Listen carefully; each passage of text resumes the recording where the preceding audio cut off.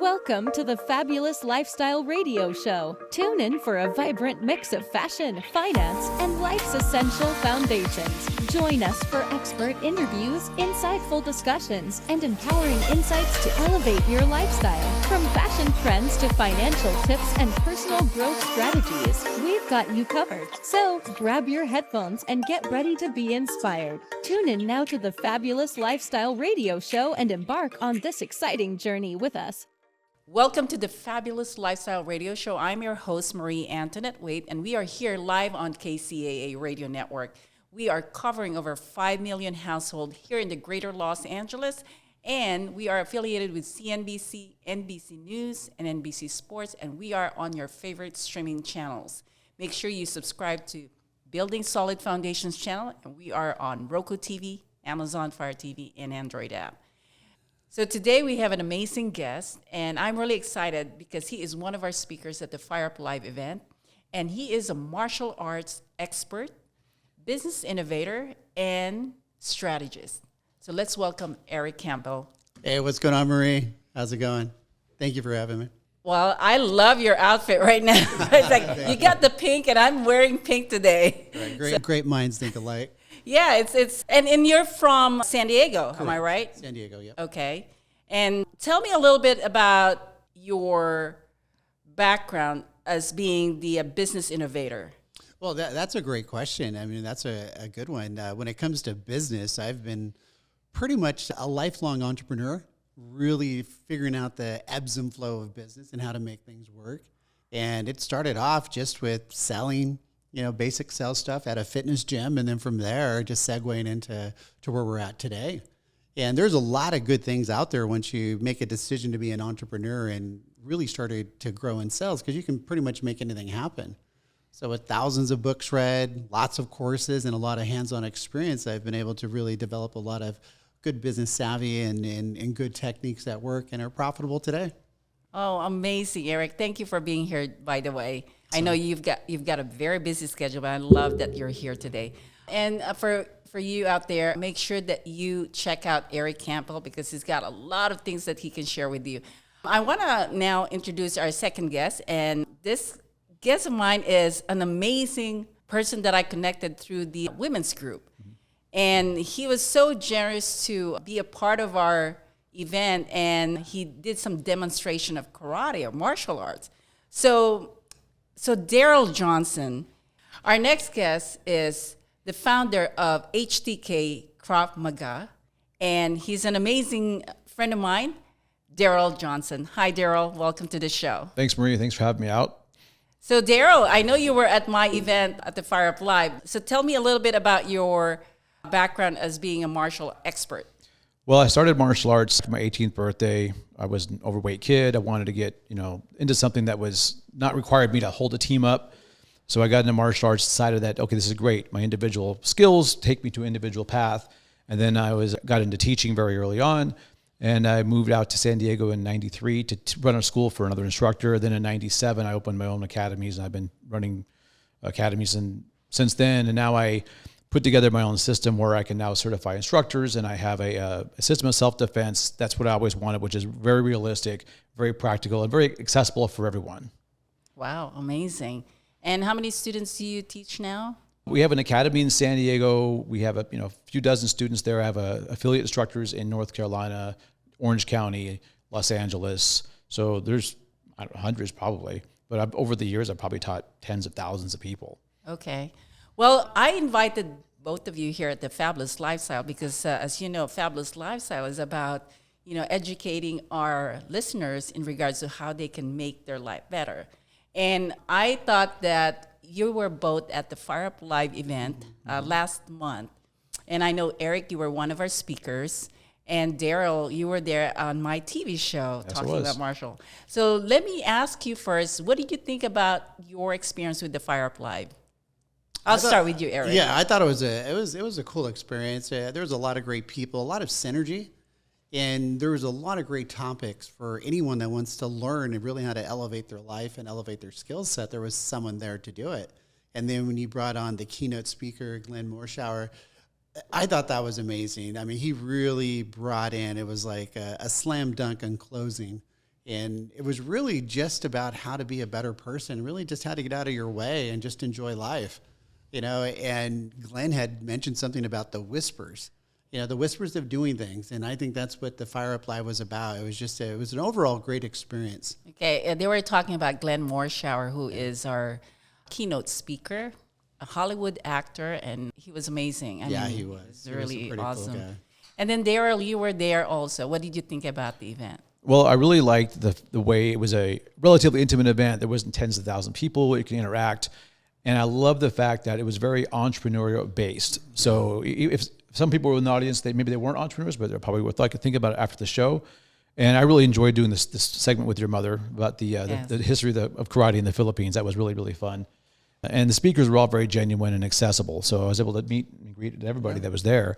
And I think that's really important if you're trying to find your way in the entrepreneurial space, is to be able to connect with somebody who resonates with the path that you're on. Yeah.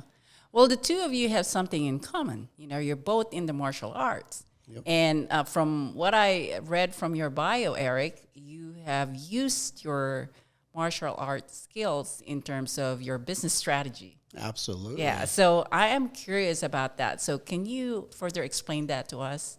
Well, a lot of times I always say, prior preparation prevents piss poor performance. And that's part of a discipline of thinking. It's just being prepared. And martial arts allows you to be prepared for any situation that's out there.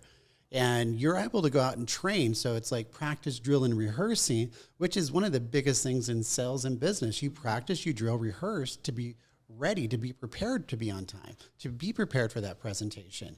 And that's where martial arts really has taught me that discipline of, what it's like to get smacked around. Because if you're in martial art, anyone that thinks they're always going to win, that's a big lie. Everyone loses. You get smacked around.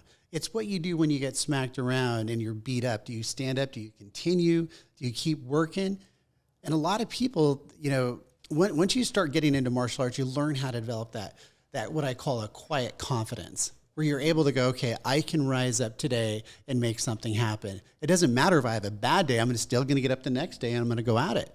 And everyone that has any type of, years in martial arts, develop that mental aptitude. And then you can take that same aptitude, apply it to business, where you're like, you get those no's, you get those rejections. I mean, we've all faced it. Yeah. If you've been in that, then all of a sudden you're like, let me go try it again. I'm going to dust myself off. Let me try my moves. People say it's their katas, and us in jiu-jitsu is like, okay, let's try this again. Make sure we don't get choked out unconscious. Yeah. And you just go out, and that's how business is. It's like suiting up every day.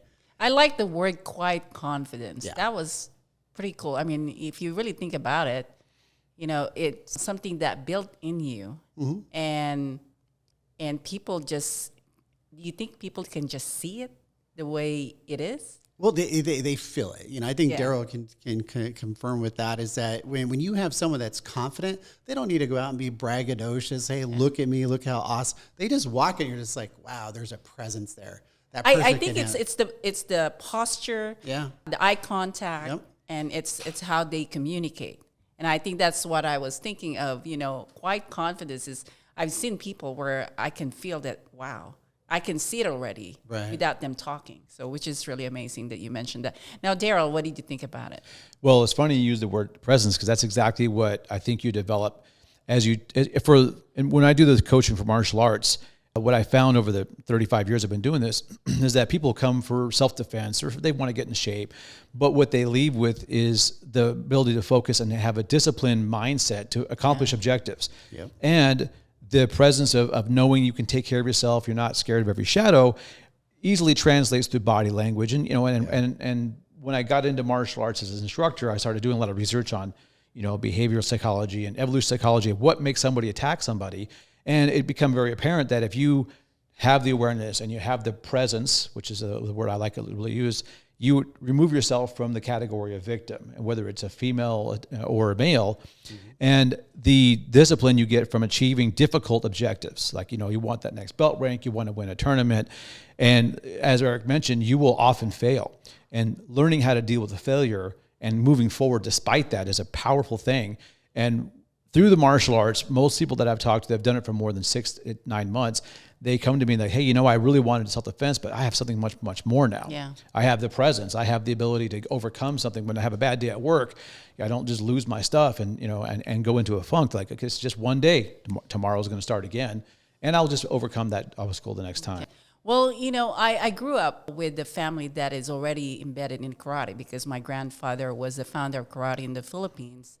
And having my family, like my dad and my uncle, made over 100 karate movies, and my mom being the first female black belter, it's already embedded in me in terms of what it is. But for people that are not exposed to karate, what will be the trigger for them to really even consider learning karate? Well, some people think they have a self-defense situation. They were in a situation where they felt uncomfortable. They, you know, didn't know how to respond.